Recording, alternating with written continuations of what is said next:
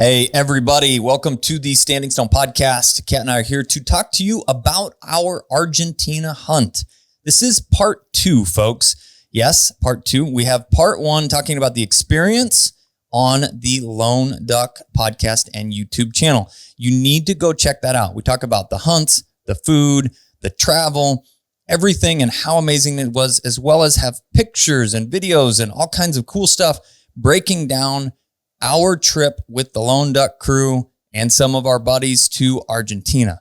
But what we wanted to do here, and a big part of this is we've gotten a lot of questions already on how to plan, because this is, let's face it, folks, this is a bucket list trip that anybody that's ever shot something on the wing says, I want to go do it someday. These are some of the things that we took into consideration through the planning process, as well as some of the costs associated with that, and a few of the things that we would do differently. So again, this is part 2 in the Argentina podcast. You got to go find part 1 on the Lone Duck YouTube channel and podcast area. So thanks, Kevin and Bob, for joining us today. Well, we're glad to be here again, bud. For part 2. Part 2. Here we are. Dose, as they say in Argentina. Dose. Right. I like it. First and foremost, with the planning process, a few of the things were made fairly easy for the collective with a combination of Kevin and the travel agency. I want, Kevin, if you can break down some of the stuff that you went through that I just got, hey, send me another $300 or just so you know, the cab will be here that I completely forgot we had booked and paid for. So if you can break some of those initial travel things on the getting us to Argentina process, and then we've got some spreadsheets on different things that we spent money on while we were there, as well as at the lodge. And then we'll kind of talk about packing and what we needed and didn't need for that too. Yeah. So we ended up going on the trip because Bob had almost inadvertently bought or won the trip. You call it winning. Agency. You call it winning. Yeah. He accidentally won. Shoot. And so this was through a company called Sporting Adventures International. They're down in Charleston. Super good people there. And so I worked with a guy named Pete, and Pete helped to set up everything.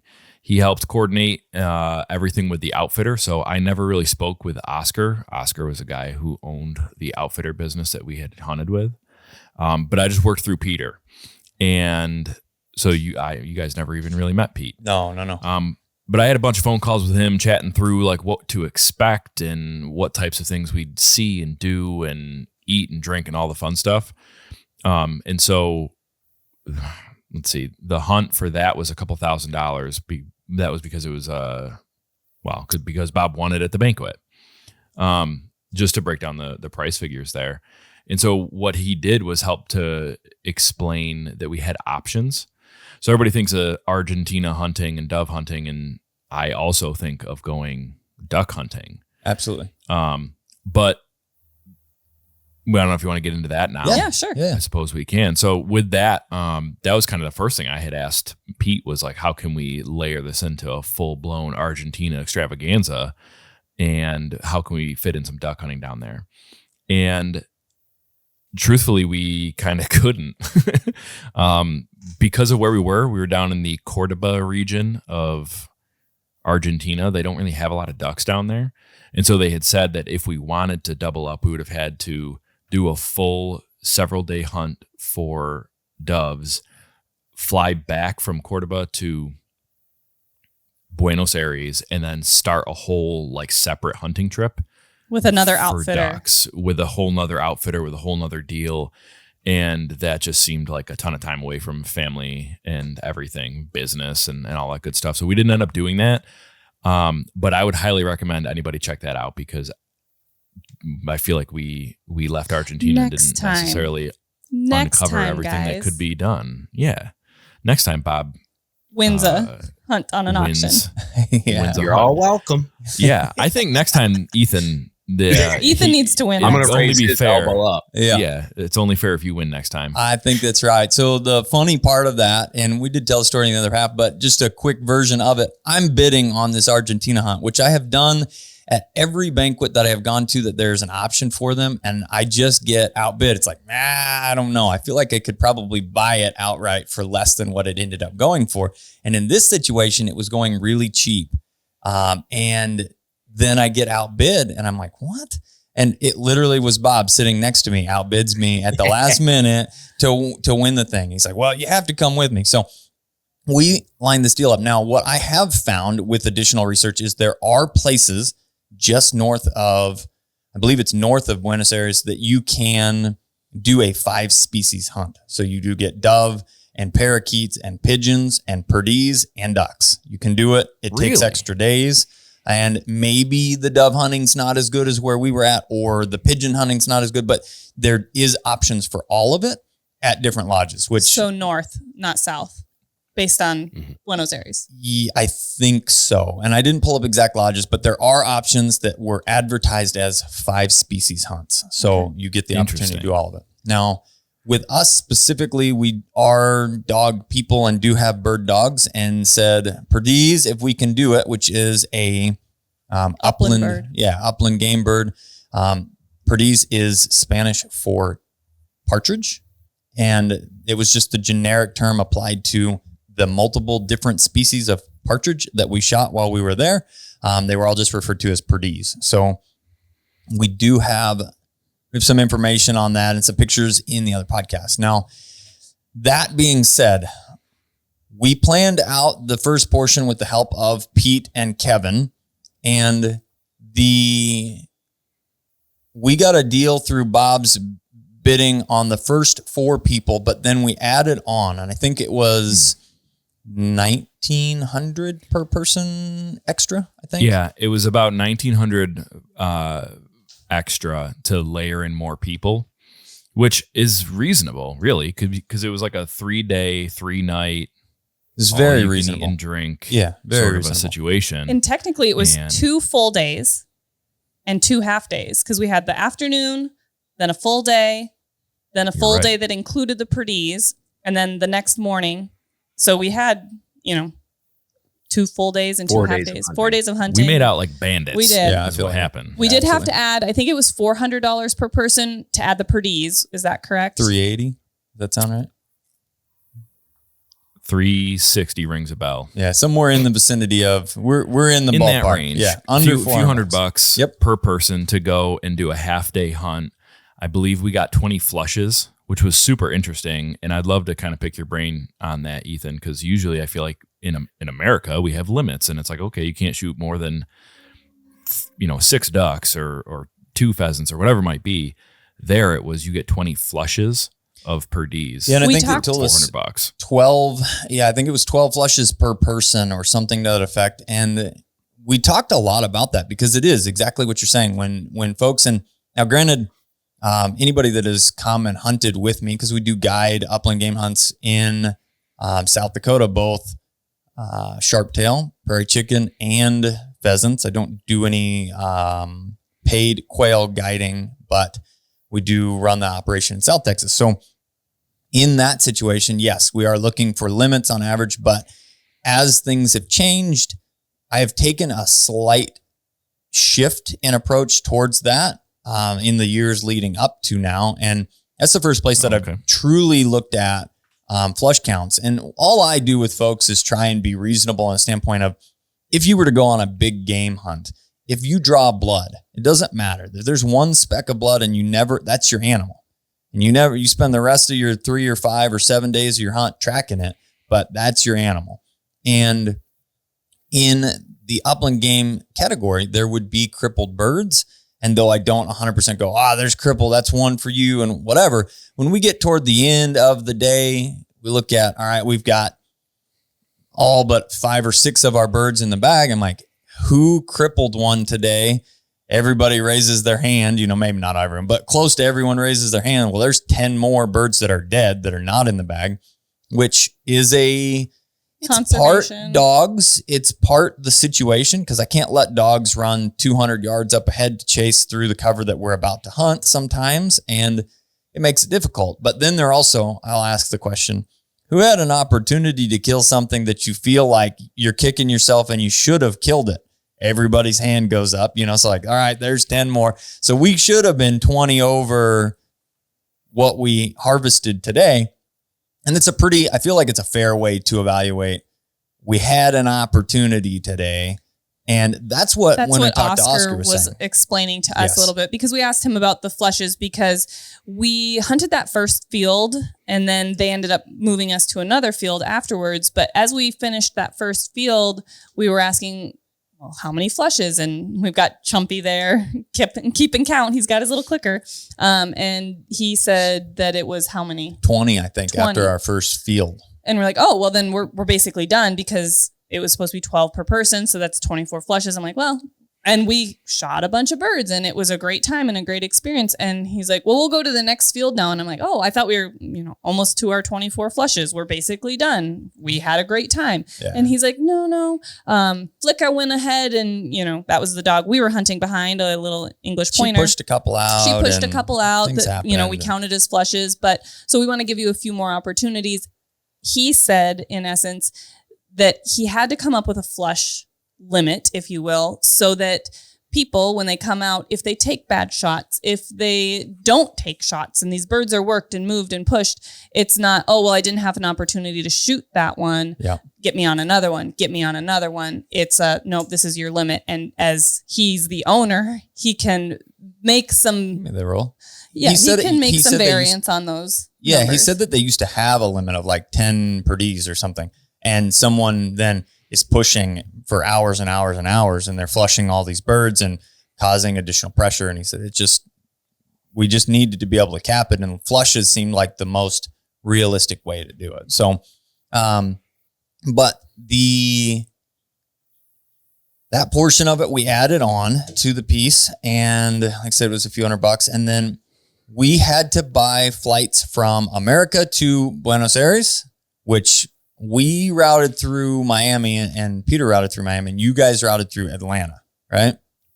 Yeah. And then the flight from Atlanta and Miami to Buenos Aires was an overnight flight that was approximately 8 to 10 hours. We were in the air somewhere in that vicinity. Because there's a time change. Ours was 11 hours. Oof. I feel like ours was short of 9. Yeah, just right at the edge of 9. Which is wild. It doesn't seem like Atlanta versus Miami would be that. Maybe our plane was just faster.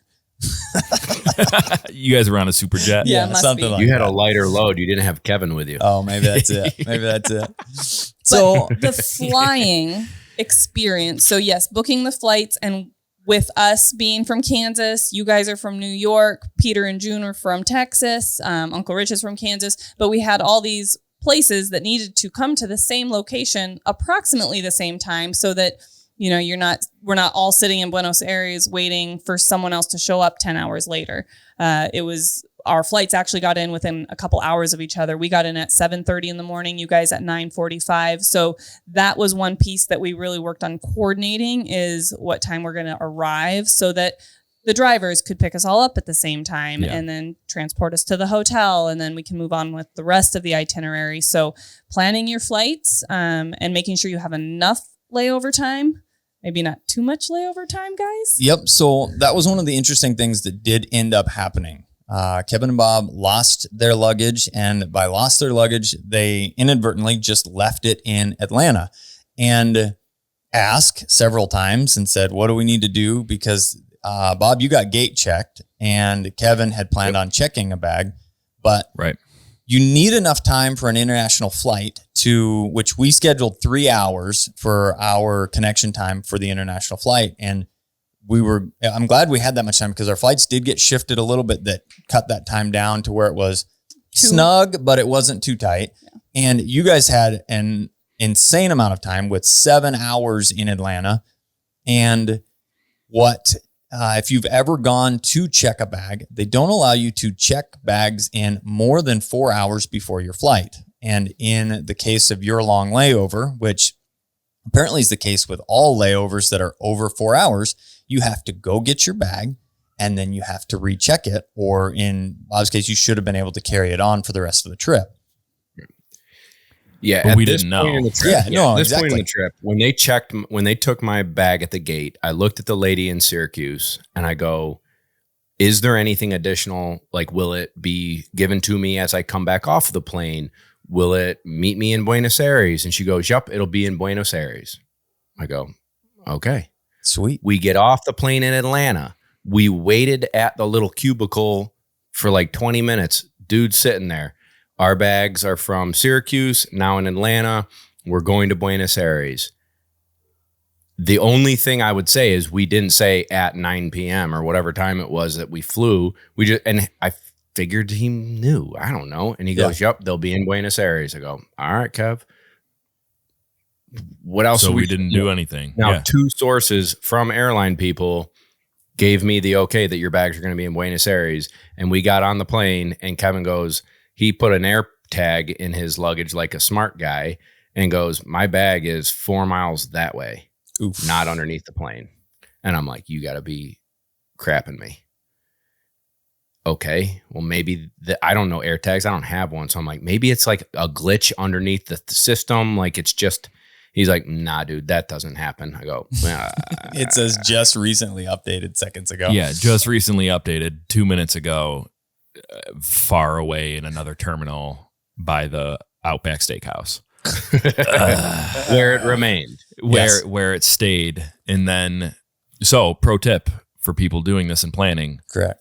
100% put an AirTag. They're like $20. Put it in your bag. And then when you ship things underneath, you know exactly where it is. And then when you're trying to struggle to communicate with people, when they do lose your bag, you can at least pull it up on your phone and show them that it was 4,997 miles away in the Atlanta airport. Oof. And then the lady's going to go, oh, see. Your bag's missing. I understand. Yeah, it's gone. Yep. I understand now. But it's also important that if you are doing international flights to understand how long you have between flights. Yeah. And that if it is that like past that 4-hour threshold, go get it. Or at least double check and go get it so that someone can say, oh, here's your bag. I have it right here. And you know, in essence, basically we had to go out of security down to the baggage claim, wait at the carousel, grab our bags off the carousel, go back through security and then ship it again. Right. Absolutely. Check your bag again, which would have been super easy in the 7 hours we sat in Atlanta. Right. We had plenty of time to do it. So again, that was our fault, but also Delta, shame on you. I don't know if I'd even say it was our fault. I didn't know. And we specifically asked 2 different people at different airports who said, you're fine. Yeah. If it would happen, it would happen to me and you, bud. So exactly. So the more you know, the more you know. Yeah. And so don't let it happen to you. If your connection time's more than 4 hours, some people that fly a lot probably already knew this and like, you idiots, but none of us knew. And if your connection's over 4 hours, you're going to have to go get your bag and then recheck it in. So we took the big long flight all the way to Argentina and then to Buenos Aires specifically. Yeah. And then we actually spent the evening in, I actually have a thing that we can put up here on YouTube that shows our just brief itinerary for the first day we flew. The second day, everyone arrived in the morning and we spent the day in Buenos Aires. And then we flew the next day from Buenos Aires to Cordoba. We got to hunt that afternoon. We hunted. And then the final day we hunted in the morning and we did the trip in reverse. We flew back from Cordoba to Buenos Aires and then from Buenos Aires all the way back to the United States. So that was the breakdown in a nutshell. And I always feel like anytime we travel, whether that's for family vacations, business trips, hunting, things like that, the going is so easy other than losing your bags, guys. That was not the easy part, but you're so excited. You have this sense of anticipation. You're just ready to get there and start doing the things. Then it's the trip home where you're like, we've done all the things. We're kind of tired. It's been a long trip. We have responsibilities at home, kids, business, work, whatever. Then you just want to get home. And so I was doing the math and thought to myself, well, how long did we spend traveling back? Well, we left the lodge at 1:00 p.m., which is 11 o'clock Central Standard Time for us, a.m. And by the time we made it home, which we flew into Kansas City so we could pick up our little boys from Nana and Grandpa's and then drive the 3.5, 4 hours back to where we live here in Pretty Prairie. It was 34 hours of travel because we got home at 9:30 p.m. the next day. Wild. Yeah. So that's a humdinger. And I mean, you guys had similar traveling time. It's not like, oh, we had the longest, but everyone had a day plus of travel time. So that's one thing that you want to go to these amazing places, Argentina, Europe, you have to consider you're spending a day plus traveling. Usually we on both ends. 2 days on both ends is what it takes up, basically. Because when we flew out there, we couldn't get into Buenos Aires early enough to fly to Cordoba that same day. So we ended up spending that extra day in Buenos Aires, which was amazing. We got to experience amazing food. Totally worth it. Experience the culture, 100%. See some sights, and then had the next flight. But there would have been no way to get both flights done in the same day on the way there. One of the things... Oh, go ahead. Oh, I was just saying, we probably could, not the same day, but we could have arrived at, 7, 8, 9 in the morning, then just walked in the airport over and then flew straight to Cordoba and added another 2 or 3 hours to the travel that day and been there. But at the same time, taking the day to kind of decompress and see some sights in Buenos Aires was a really good idea. I think that was an excellent way to go about the travel on the way out there. And what was super helpful is part of the planning ahead of time we had talked about was like, just if we break out a whole itinerary of where do we need to go and who needs to be there at what time, one of the things that we learned was cars, right? Yeah. Like, we're not going to rent a car. We're not going to try and snag an Uber somewhere. And so what we did was plan ahead with a car service. So we found a reputable car service and planned out like, okay, we're all flying in at this time. We need 2 cars to be able to travel 7 people and or all of our baggage and all that stuff at this time to this place. And so every single thing was pre-planned so that all we had to do was get off the airplane and some guy was holding a sign with my name on it. And so we were all squared away. We didn't have to worry about trying to like get service, hook up to the internet, call an Uber, figure out and try and communicate all these different things. Super, super helpful. That was a good point too. Just international service. Most cell phone plans have international capabilities, but most of them we found out you have to turn that on ahead of time and then turn on your roaming. And then you pay a per day you pay a per minute fee up to a maximum per day with Verizon and AT&T the same. And then that if you do more than, I think 4 days or more than 5 days, it becomes a monthly charge and there's a maximum per day and then a maximum for the month that you can get charged. It cost me $12 a day to have what was called Travel Pass with Verizon for the days that we were out of country. So we were there. That's not bad at all. No, not bad at all. And that gave me 5 gigs of data as well as texting and calling. So definitely worth it. We both planned ahead and set that up before we left just to make sure it was in place and that we didn't have to do anything special. Peter didn't set it up before we got there, so he's having his assistant back in Texas get it all set up for him. And it was so kind that of a hassle. he could have his, because it was a hassle once you got to Argentina. Yeah, he needed to receive stuff on his phone to be able to verify his account and couldn't receive the stuff. So they ended up having to do it a different way. So definitely planning ahead from having cell phone service. Very beneficial from being able to find things and know where you're at. We were even just using navigating Google Translate and yes, absolutely. Maps. Yes. How to get to the restaurant we were told to get to. Okay, cool. Well, or how many star ratings does it have? And all the things that you take for granted and don't really think about, just whipping out your phone and seeing what's going on. Correct. Definitely a beneficial. Lot more difficult in a different language and in a different city.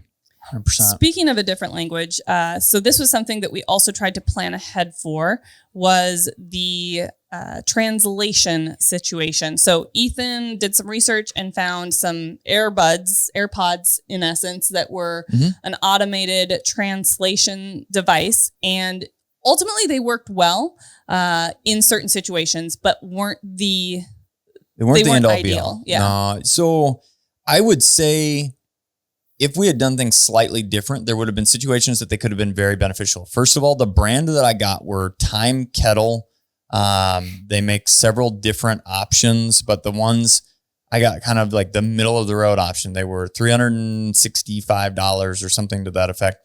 You had to have service on your phone, but then they did also have a version of offline translation, and you had listening mode.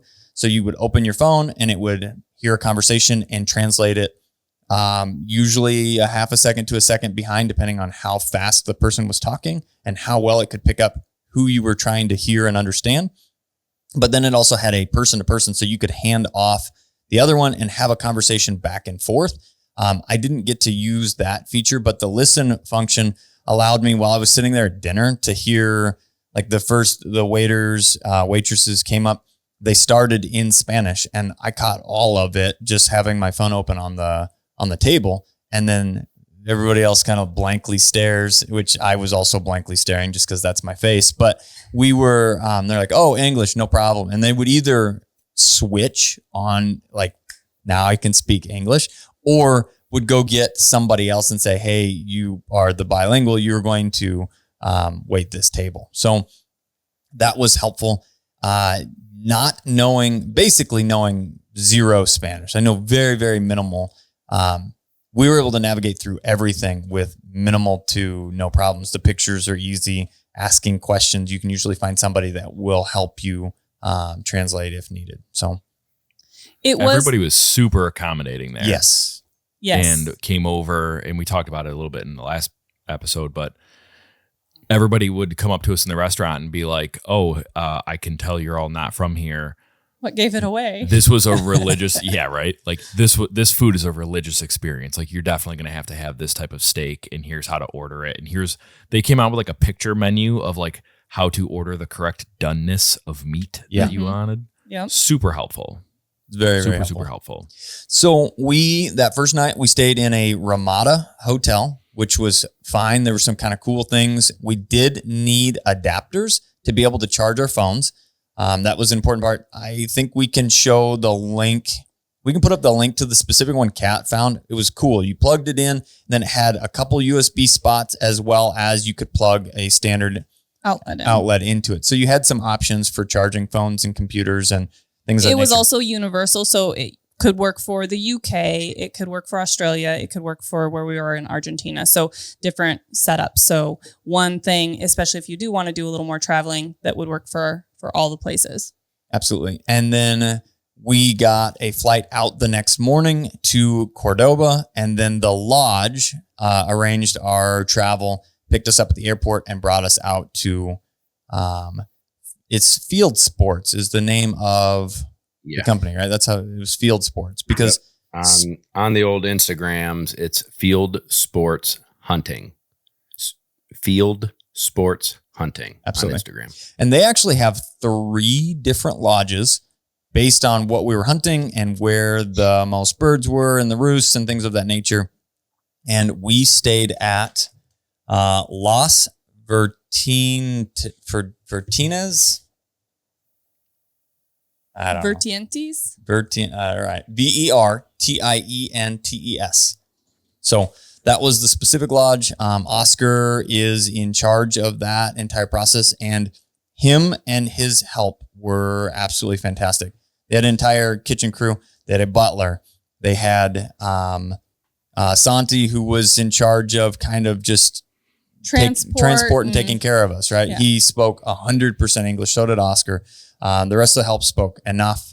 And between us trying to, be respectful and speak some Spanish as much as we could, as well as their ability to understand English, it was an easy process. So, however, I will say going and experiencing everything, and though super accommodating, I wish truly that I spoke more Spanish. Watching June be able to communicate with some of the people, the taxi drivers and things, was really awesome and made me think, wow, I should have paid a little more attention in high school Spanish. And Ethan and I have decided that we're going to try and learn a little bit more because we love to travel, love to experience new things. Spanish is very popular even in the US. So something that we're going to try and tackle. And I downloaded Babbel and Duolingo to try and figure out which one I like better. Duolingo is more like games. Seems like something that the boys would enjoy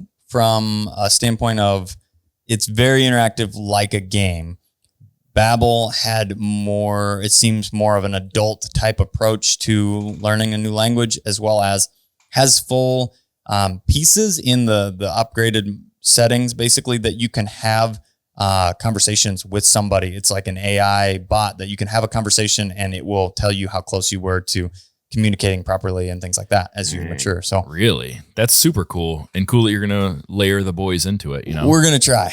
I think we'll try to, yeah. I think that learning a second language when you're younger is going to be a lot easier than you're learning it when I don't know. older. You say that. I tried to learn it it took 2 years in high school, and just the way that it was approached, they spent more time teaching you how to write and conjugate sentences properly to be able to write. It seemed like we did a lot of writing Spanish, and I feel like that took so long that the communication portion didn't make it very far. So they're more concerned about us writing sentences properly, which is great, but I don't use that to talk to someone, but I could read-ish.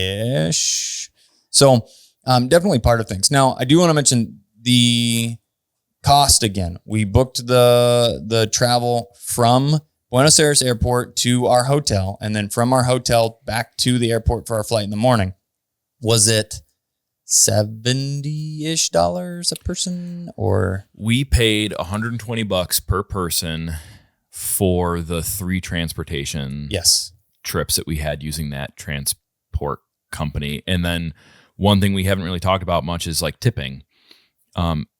It seemed like everybody there accepted happily US dollars, and correct. So we had kind of planned ahead with that too, of like, okay, we have this many transport things. I'm going to have a $20 bill in my wallet, and this one is going to go to the first transport guy, and this one's going to go to the second transport guy, and like that sort of thing.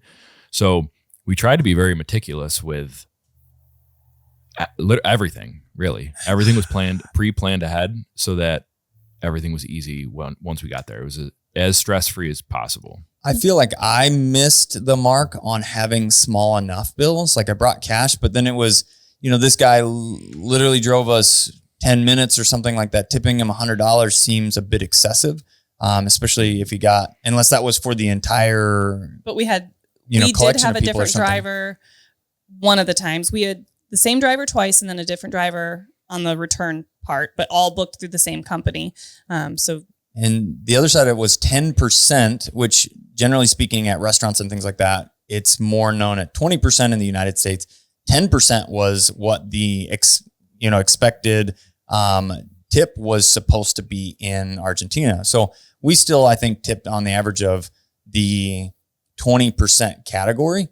But even in that, a $40 cab ride, I should have tipped like $8 at 20%, right? Or give him $10 or $20 for the two of us and things like that. And I had a $50 bill. It's like, wow, okay, I'm also tipping for you guys. You get the next one, those kind of. Yeah. Those kind of. Well, that's kind of what's nice about going with a group is you can kind of handle those things. Yeah. And switch it back and forth, but be more prepared and thinking ahead about how much the booking of the transport cost and what a 10% tip on top of that would be, and having it delegated out kind of separate.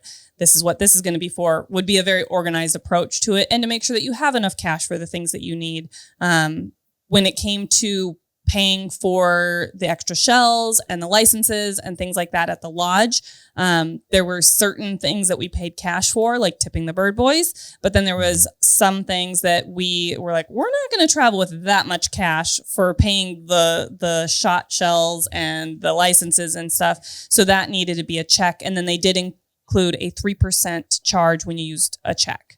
So just like using a credit card, I guess, except it was for using the checks. And they didn't take credit cards. So the next piece that we had to arrange and pay for was, we paid for the hotel ahead of time. I don't remember the cost of that. Can I ask a quick question just to clarify for everybody who's listening? Because again, thank you to Kevin for doing all this, but you didn't have to do all that. That was the travel agent getting these things in order for us, correct? It was a combination of me and the travel agent. And so back what I forth would and like to working through point these out to things. everyone, thank you. What I would like to point out to everybody who's listening is that was an added fee to have the travel agent. But totally worth it. And Totally it wasn't worth that it. much money. I was surprised. I figured a travel agent would cost a ton of money, and it was like an extra $200 But if total for our whole. Sure. Yeah. That's amazing. But I would say, like, if you're like, we don't need it, we can book our own hotel. And no, I think it saved so much stress. Yeah. You've heard of, if you told me, yeah, go ahead. Go ahead. I just think that it allowed Kevin more communication with someone who knows what we're in for, Yes. that it just saved a lot of stress once we got there, that everything is cool, calm, and collected. Because if you don't have her or him, we don't know what we don't know going to this new country. Yeah. They do. So Absolutely. we aren't looking for taxis and Ubers. We know we've got a driver. We don't know what is a safe neighborhood in Buenos Aires to get our hotel in and have like cool places to walk to and eat. They do. And so Correct. it just made this experience and Kevin and this person putting it all together like seamless. It was a lot easier, and we had the confidence knowing that the drivers we booked were going to actually be there, because these people are going to recommend and line us up with reputable places to use, whether that's the hotel, the drivers, whatnot. We're not going to have booked it and then we show up and nobody's there and we can't get a hold of Right. them once we're there. Yeah. Absolutely. So I did the hotel. I did the research for the hotel in the area and making sure that it was not Well, congrats to you. sketchy. Maybe isn't a nice way of putting it, but like I didn't want to Safe. just show up somewhere. Yeah. I mean, there's Safe bad- and clean. There's bad neighborhoods everywhere, right? In the Everywhere. United States, there's places that you would not want to book in Chicago to stay, or 100%. there's, wherever. It's just, That's just how it goes. But Yes. so I did that part, Bob. In finding and that's kind of why we did a Ramada by Wyndham and whatever. It's like a very familiar, correct. know what we're gonna get sort of situation. And so that was why I chose all that. But definitely with the airlines and the flights and coordinating everybody all together from different parts of the country, and then getting everybody in and flights inside Argentina from Buenos Aires to Cordoba and back again, and then all the traveling and scheduling cars and all that stuff. I had a travel agent do that. And that was nice too, because when flights changed, because I know at one point some of our flights changed and then we passed that on, then some of our other flights had to change. Oh, yeah. So having that person make sure that everything that we've sent them lines up with what they've planned for us. And we're not, now our flight's changed and now we miss our flight back from Cordoba or something. That would have not been great. So having that extra person to help with some of the, especially with 7 people's flights and going different directions, organize that, very helpful. So Yeah. I was going to say, you've all heard of a passenger princess. Well, I was a traveling prince. I had no idea what was going on. And Kevin just kept saying, hey, send me Venmo me an extra, whatever. And then I got there and I was like, sweet, we have a car. And he's like, yeah, I sent you all of this information already. But it got you, was, buddy. Yeah, it was awesome. I'll sign you up for our next trip, Kevin. We're going to put you on the books. Sounds good, man. So Yeah. we had to buy a plane ticket from Buenos Aires to Cordoba, and that round trip cost not much. $150, Maybe $180 something like a that. person. $150. I think it was $80 Not both ways. bad. The interesting thing with that though is you got a free check bag, but that check bag had to be under 15 kilograms or you had to pay overage fees, which we have, we do fly a lot and we do have things. So we have quote unquote status with American, which allows us to get sloppy with our bags. They can be heavy. And in that situation, we had to go to a separate cashier and pay the overage for our one checked bag on every flight back and forth. So Because there was no way to get our bags down that much. We didn't have another bag. It was impossible. There was So no way to do that. it's keeping that in mind. On top of, I would say that you should plan the trip unless you're going to be spending like a couple weeks or something to that effect. You don't need that much. They had laundry service. It would have been an extra fee. I see that on our spreadsheet now. They didn't really explain that, but I'm sure it wasn't much. But you could have brought, 2 pairs of pants and 2 shirts, and then had them washed if they got really dirty or whatever, and saved on the amount of things that you brought with you to cut down on weight and cut down on bags and have the ability to 100% keep that bag with you the whole time. I mean, Kevin and Bob can speak to 3-4 days without your stuff. We stunk. We were smelly. I wasn't going to speak to that, but you got by. Yeah.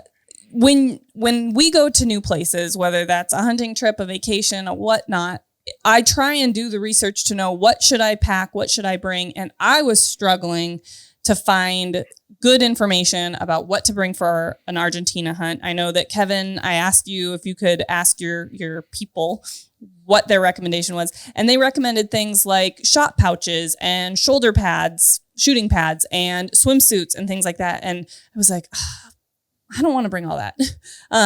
First of all, we didn't need shot pouches because our bird boys reloaded for us. Didn't need a shoulder pad. My shoulder was completely fine. Honestly, they had them there for us if we needed to use them. Now, not every lodge would be the same, but I'm sure that it's going to be pretty common for the lodge to have some extra shoulder pads if you need one. Yeah. Swimsuit, unnecessary because it was like 60 degrees, though it was fun to cold plunge, but could have got by with a lot less than I packed. Having a couple shirts and a couple pairs of pants to hunt in. We also didn't have that much time around the lodge that we were just quote unquote lounging. So getting back, taking a quick shower, throwing on some leggings and a t-shirt was completely fine for evening attire, if you will, at our lodge specifically. Yeah.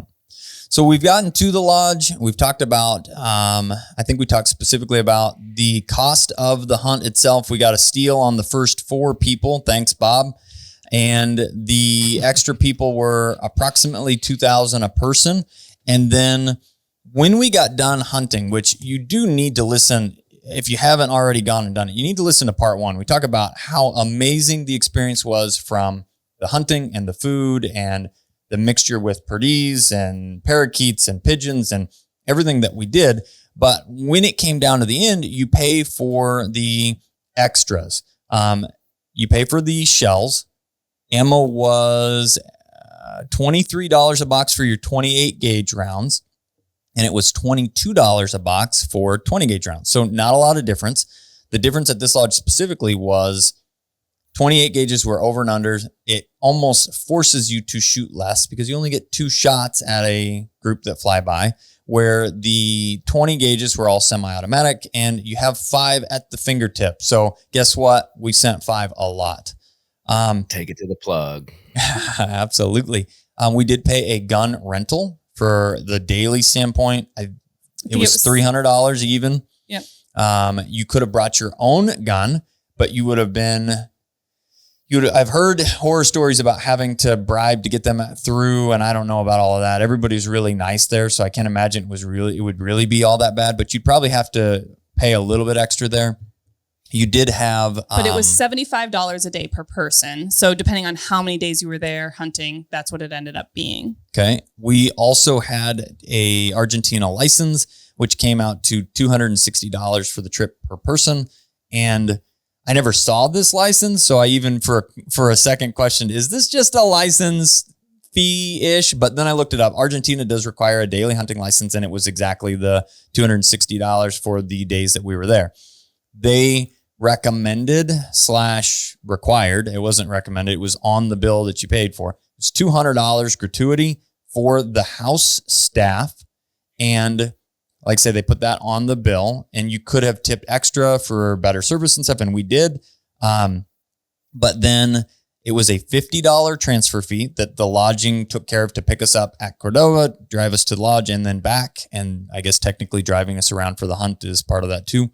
There were extras that included things like laundry, or we volunteered ourselves to get massages in the evening. Those were only $85 for an hour and a half massage, which I thought was very reasonable as well. And I fell asleep during mine. Yeah. I mean, that's what you're supposed to do if they're good. It's supposed to be relaxing. So a total down the list here, Kevin had $1,625 extra at the end. Bob was $1,655.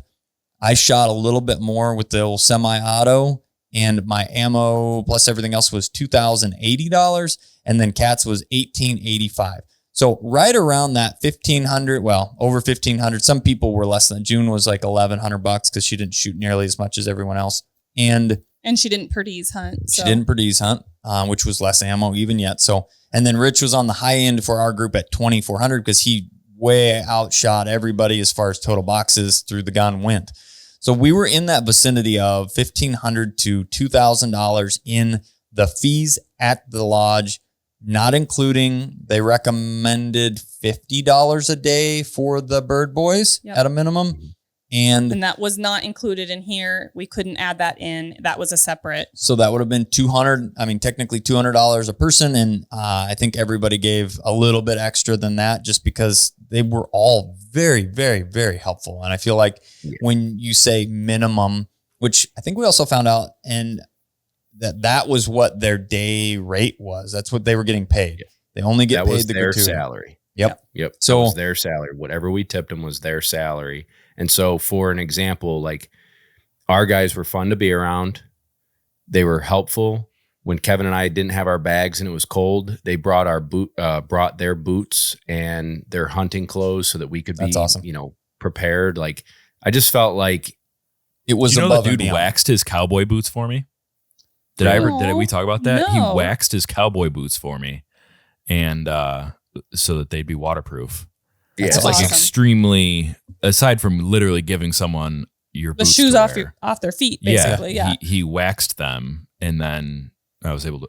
It still didn't fit me good, but I mean, Better than how sandals. nice is that? Yeah, better So than I just Crocs. feel like if you were to go there and say, I'm going to bring $50 a day for my guy, you're going to get there and be like, I should have brought I extra. should have brought more. Yeah. So Yeah. I would just consider that in your expenses is they are going to go above and beyond the Call of Duty for you, and they're going to be fun to be around, and you're going to Wish that you brought be more to pay them. happy to give them a little more, especially when you know that is their livelihood. They're not getting paid by the lodge and then tips and on top of it. It's like you shortchange them.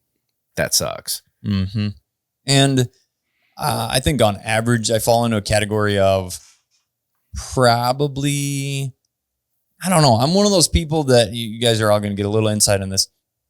I will tip bad service. Like I will be the person that will write $1 on the thing. Like I want you to realize that you were horrible, and that takes a lot. But I'm at the same time, I will be someone that goes way above and beyond, or seems above and beyond. I will tip 1,000%. Like a stupid. It's like take the bill, double it. There's your tip. Like it's insane. Because I need people in that industry to be recognized, because I feel like there's enough folks that take advantage of that category. They're like, oh, it did real good, but here's your 15.2% gratuity for the night or something like that. And I'm like, it just feels bad when you know that somebody worked their butt off and in a situation. So for me, it was definitely that where everybody got a little extra because they went well above and beyond. So, outside of that covered a majority of our expenses all the way around. Is there anything that we're missing from travel? And I would say the things that I was glad that I had packed that, you'd most likely think to pack, but was my hearing protection. Yes. I had sunglasses. I liked having some hand sanitizer and like wet wipes in my bag. That was clutch. Because when we were eating lunch, there was some water that we could kind of wash our hands with, but not necessarily anything. And we've been shooting and handling birds and stuff. So I was glad that I had something to clean up because we ate field lunches. And then 1 pair of hunting boots, 2 pairs of pants, 1 or 2 pairs of 2 shirts. I was glad I had my rain jacket because it did rain on us one morning. Yep. So some kind of waterproof jacket would be great, a hat, and then everything else, just comfy clothes for lounging around the lodge in the morning or after the hunt got over. That's all I really needed. From a packing stretchy standpoint. waistband. Because we ate a lot. That was my stretchy waistband for the several 5-course meals that we had. Oh and you know my what we goodness. didn't talk about? What? How you guys went when we were in Buenos Aires, an after lunch snack at that like fudge Gelato place. gelato cookie place. Yeah, they had homemade chocolates, little different chocolates, and then the gelato. It was delicious. I was really glad June was there to help me out because I couldn't pronounce or explain which specific tiny little chocolates I wanted, and she was able to help me make my order. That was really good. You had chocolate covered banana. I had banana ones. I had praline ones. She got some orange slices that were chocolate covered. It was really good. I love little unique homemade chocolate shops, ice cream places like that, where you can't just order it on Amazon or get it at Walmart. It's something cool. Absolutely. So my biggest takeaway would have been from a packing standpoint, we brought too much, and bringing something that you can fit in a carry-on size bag and have with you if you're in the zone that we were with. The total trip was 7 days from start to finish-ish. 7 days, and you have the option, or at our lodge specifically had the option for laundry if you needed that done. And all of that being said, we packed too much, but the trip was fantastic. Glad we had the adapter. Wish we would have brought the camera. That is another thing. I'm trying to take pictures with my phone, and there's some lighting issues and slight things that I know. And this is a hard part with when you have a really nice camera, and I can correct for a lot of things when there's enough data there. I have nothing with my cell phone. If it doesn't look good on the phone, there's very little that you can do to truly edit and fix. So it's just having a camera would have been a good idea. Having my camera would have been a good idea to bring. But other than that, I feel like we could have gotten by with a lot less and just easier to get through airports and things like that with a small bag. Yep. Coming back, that was one thing everyone always wants to know about customs. They asked if we had anything to declare. We bought a hat, a couple t-shirts for the boys. They didn't care about that. They were looking for, bird feathers. I wanted those parakeet feathers so bad, but I couldn't bring those back. And then I think June and Peter tried to bring some wine back. So that was the interesting thing. When we got on the plane in Buenos Aires, they were like, any liquid. We'd made it through security and everything else. And generally you could fill your water bottle up. Well, you buy a water bottle there, and they made you guys dump them, and us. They were like, there's no water in this, is there? And I'm like, no, there's no water in my water bottle. But they allowed Peter and June to leave Buenos Aires with a full bottle of wine in their bag. And then when it got to the United States, they couldn't keep it. And I'm wondering if that was because it was carry-on versus checked. I don't know. But they ended up not being able to keep it. So something to consider. Make sure that you know what your situation's going to be when you come back, so that if you've got some wine, you put it in the checked situation, not your carry-on, because you're not going to be able to continue bringing it back to the U.S. Absolutely. We had considered bringing back bottles of wine because it was really good, and then did some research, and I don't know if they'll be the same or not, but the wine that we drank is available in the United States. You can buy it at some of the bigger liquor stores like Specs, or I don't know, name one in your area. They had some of them, and they were not expensive. So for me to try and haul a check bag home with $6 bottles of wine or $12 bottles of wine seems a little silly when they are available here as well. Now, granted, there's probably some more small vineyards that we could have tried to go to, but everything that we got was a little more commercial scale stuff that is available. And it was all very good. We drank exclusively Malbec wine while we were there, and it was good. The whole trip was amazing. Yes, definitely check out part 1, because that's where we talked about some of the really amazing experiences, showed a lot of cool pictures, video clips of the lodge, of the hunting, the dogs, the birds. And I think that being able to see that on the YouTube channels is going to be where it's at. Absolutely. One thing that I thought was really cool and kind of sums up the trip was Uncle Rich had said, because he had done this once before, and he said that it was something that everybody at least has to do once. Unless you get a phone call and get asked to do it again, then you got to do it twice. That's so true. Yeah. Uncle Rich is in. Yeah. I would say my takeaway too, as far as logistics and finances, we spread our finances out over almost a 2-year span To plan. So that was helpful for me personally to not just cut one big check. It was like All right, I cut the banquet check. And then I kind of, 6 months later, you're not going, boy, where is that money? That's called girl math, Bob. That's girl math. I got it. So then, a couple months later, we booked our flights. It wasn't all at once. And so in my girl math brain, it became more affordable because we spread it out over a portion of time. And so it wasn't an overwhelming, to me, thinking about going to Argentina this is a bucket list thing. This is something I can only afford to do once. And I was going to do it when I was 60 because I finally had made enough money to do it. Realistically, I'm not rich. Kevin's not rich. You guys not rich. We're not this affluent group of people that can just throw it into the wind. And so it made it just kind of, what I'm hoping people are listening, they could budget this. They could put this in place, and also go to your Quail Forever banquet, go to your Ducks Unlimited banquet, and raise your hand. And when you get to that number that you're not comfortable with, put your hand down, unlike me. But then you split it up between your friends, and now all of a sudden, it's even more 4 reasonable. people are going for $750, and then you got a couple months later a $750 or $1,200 plane ticket, and then you pinch your pennies, and all of a sudden you're in a trip that seems out of everybody's reach, really, how it's portrayed on the shows and everything. And it wasn't. And we had an experience that I'll never forget.